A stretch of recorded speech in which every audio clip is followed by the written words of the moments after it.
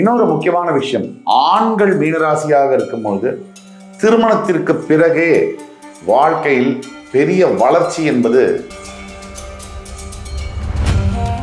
எந்த இடத்துல புதன் உங்க ஜாதகத்தில் இருந்தால் நீங்கள் மேதையாக இருப்பீர்கள், ஒரு புத்திசாலித்தனமான வேலைகளை செய்வீர்கள், புத்திசாலித்தனமான முடிவுகளை எடுப்பீர்கள். இந்த மாதிரி பீப்புள் தான் பெரிய சிஏ சார்ட்டர்ட் அக்கௌண்ட்ஸ் ஆகவும், இல்லை பேங்க்ல பெரிய ஆபீசர்ஸ் ஆகவும், இ காமர்ஸ் பிசினஸ்ல பெரிய கொடிகட்டி பரப்புறவர்களாகவும் இருக்கு. இது ஒரு அபூர்வமான ஒரு சேர்க்கை. இந்த மாதிரி இருக்கக்கூடியவர்கள் மிகப்பெரிய அட்வைசர்ஸாக, ஏன் பிரைம் மினிஸ்டருக்கு, சீஃப் மினிஸ்டருக்கெல்லாம் கூட அட்வைசர்ஸாக, ஒரு ஸ்ட்ராட்டஜிக்கல் டிசிஷன் மேக்கிங்ல அட்வைசர்ஸாக இருந்து பெரிய கிரவுட்ல அத்தனையும் பேரையும் ஈர்க்கக்கூடிய பேச்சாளர்களாக நீங்கள் இருப்பீங்க. இது மீன லக்னம், மீன ராசி இரண்டிற்கும் பொருந்தும்.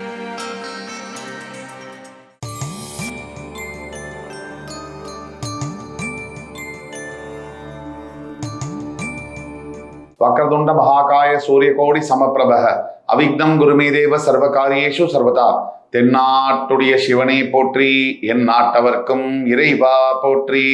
அன்பர்களே, நண்பர்களே, இந்த புத்தம் புதிய காணொலியில் உங்கள் அத்துணை பேரையும் வரவேற்பதில் மிக்க மகிழ்ச்சி கொள்கிறேன். இன்றைக்கு நம்ம பார்க்க போறது மிகவும் வித்தியாசமான தலைப்பு. ஒரு மனிதனுடைய வாழ்க்கையில வாழ்க்கை துணை என்பது ரொம்ப முக்கியம். இந்த வாழ்க்கை துணை சரியா அமையலைன்னா வாழ்க்கையே பறி போயிடுது. அப்போ உங்களுடைய வாழ்க்கை துணை யார்? இனி கல்யாணம் பண்ண போறவங்களுக்கு உங்களுடைய வாழ்க்கை துணை யார்? கல்யாணம் பண்ணி முடிஞ்சவங்களுக்கு எந்த அளவிற்கு நம் அறிவையும் புத்திசாலித்தனத்தையும் பயன்படுத்தி நம்முடைய வாழ்க்கையை ஓரளவுக்கு மேனேஜ் பண்ணக்கூடிய அளவுல எடுத்து செல்ல முடியும்? இதுதான் என்னுடைய தலைப்பு. உங்கள் வாழ்க்கை துணையும் உங்கள் புத்திசாலித்தனத்தையும் நிர்ணயிக்கக்கூடிய கிரகம் யாரு அப்படின்னு நம்ம பார்த்தோம்னா புதன். இப்ப இன்னைக்கு நம்ம பேச போறது மீனராசியை பத்தி. இப்ப மீனராசிக்கு வாழ்க்கை துணையை தேர்ந்தெடுக்கக்கூடியது யாரு? புதன் தான், 7ஆம் அதிபதி. அதே மாதிரி புத்திசாலித்தனத்தை தேர்ந்தெடுக்கக்கூடிய கிரகம் யாரு? அதுவும் புதன் தான். எல்லோருக்குமே புத்தியை தரக்கூடியது புதன், வாழ்க்கை துணையை தரக்கூடியது 7ஆம் இடம். அந்த விதத்துல ஒரு மனிதன் சரியான வாழ்க்கை துணையை தேர்ந்தெடுக்கணும், அல்லது தனக்கு அமைஞ்ச வாழ்க்கை துணையோட எப்படி புத்திசாலித்தனமா வாழ்க்கையை நடத்தணும் அப்படிங்கிறத நிர்ணயிக்கணும். இது ரெண்டுமே தவறி போனா வாழ்க்கை பிரயோஜனம் இல்லாம நரகமா மாறுது.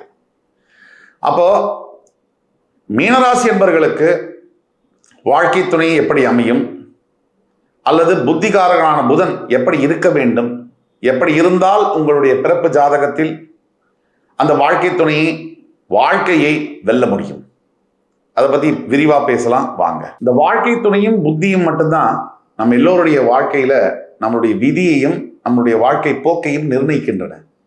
அந்த விதத்துல தான் இந்த புதனுடைய சக்தி என்ன அப்படிங்கிறது நமக்கு புரியுது. ஒரு உதாரணத்துக்கு, உங்களுடைய மீனராசி அன்பர்களுடைய ஜாதகத்துல 7ஆம் அதிபதியான புதன் 10ஆம் வீடு என்று சொல்லக்கூடிய தனுசு ராசியில் அமைந்திருக்கிறார் என்று வைத்துக் கொள்வோம். அப்படி வச்சுக்கிட்டா என்ன ஆகும்னா, பெரும்பாலும் தன்னுடைய வாழ்க்கை துணையை தொழில் செய்யக்கூடிய இடத்துல சந்திக்கக்கூடிய சூழ்நிலைகள் உருவாகும், அல்லது ஒரே தொழிலில் சார்ந்தவராக, இப்ப நீங்க செய்யக்கூடிய ப்ரொஃபஷனோ தொழிலையோ அவங்களுமே இருக்கக்கூடிய ஒரு வாய்ப்புகள் அமையும்.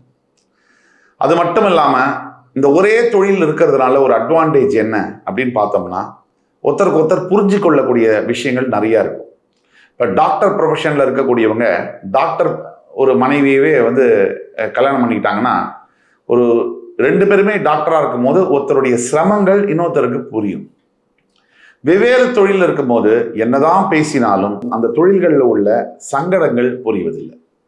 அந்த அடிப்படையில் சந்திப்பு என்பது ஒரே ஒரு வேலை செய்யக்கூடிய இடத்துலையோ, ஒரே ஒரு தொழில் செய்யக்கூடிய நிறுவனங்களையோ, வியாபாரம் செய்யக்கூடிய இடத்துலையோ பார்க்கக்கூடிய நிலைமைகள் உருவாகும்.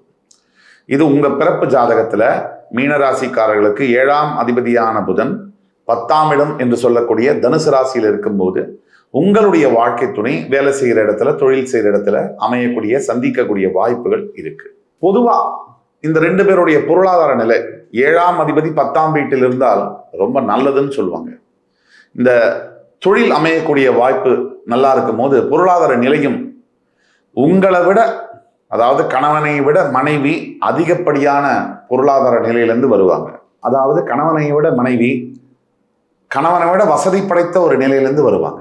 நல்ல வீடு, நல்ல வாசல் வசதிகள், நல்ல ஒரு குடும்ப நிலை, நல்ல ஒரு பண வசதி, இதிலிருந்து வரக்கூடிய வாய்ப்புகள் மிக மிக அதிகம். இன்னொரு முக்கியமான விஷயம், ஆண்கள் மீனராசியாக இருக்கும்பொழுது திருமணத்திற்கு பிறகே வாழ்க்கையில் பெரிய வளர்ச்சி என்பது வருகிறது. திருமணத்திற்கு பிறகே வாழ்க்கையில் வளர்ச்சி என்பது வருகிறது. திருமணத்திற்கு பிறகுதான் வாழ்க்கையில் நல்ல முன்னேற்றங்கள். பல பேர் இந்த வீடியோவை பார்த்துட்டு, சார் கல்யாணத்துக்கு அப்புறம் தான் சார் நான் நொந்து போயிட்டேன் அப்படின்னு பேசக்கூடிய வாய்ப்புகள் இருக்கு. அது சுய ஜாதகத்துல வேற சில கிரகங்கள் அமைப்பினால் அது மாதிரி வரலாம்.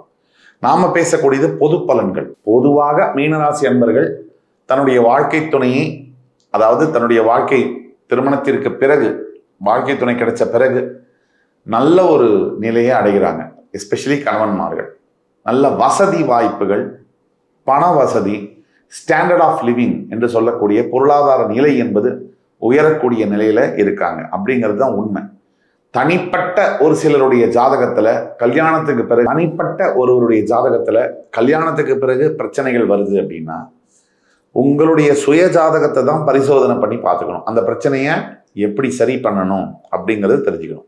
அதுக்கு கீழே கொடுக்கப்பட்டுள்ள வாட்ஸ்அப் நம்பர்ல எங்களை தொடர்பு கொண்டு பேசும்போது உங்களுடைய பிறப்பு ஜாதகத்தை பார்த்து துல்லியமா உங்களுக்கான எதிர்கால பலன்களை கணித்து தர முடியும்.